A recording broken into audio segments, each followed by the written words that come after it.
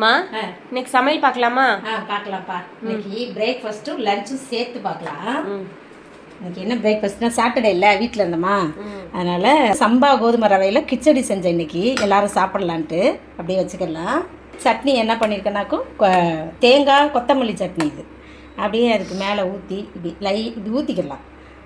லைட்டாக அப்படி மேலே ஊற்றி சாப்பிட்டோன்னு வையேன், செம்மையாக இருக்கும் டேஸ்ட்டு. இது லஞ்ச் என்னன்னு பார்த்துருவோம்.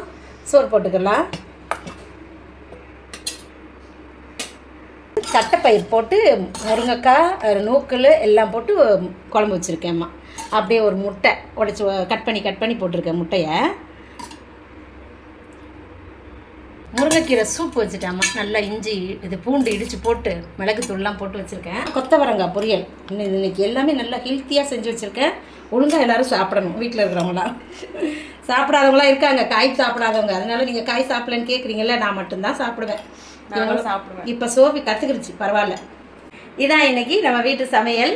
இன்னைக்கு பிறந்த நாள் திருநாள் கொண்டாடுற எல்லாருக்கும் வாழ்த்துக்கள் சொல்கிறேன், ப்ரேயர் பண்ணிக்கிறேன். எல்லாரும் சந்தோஷமா இருங்க. நாளைக்கு என்ன சமையல்னு நாளைக்கு பார்க்கலாம். பாய்.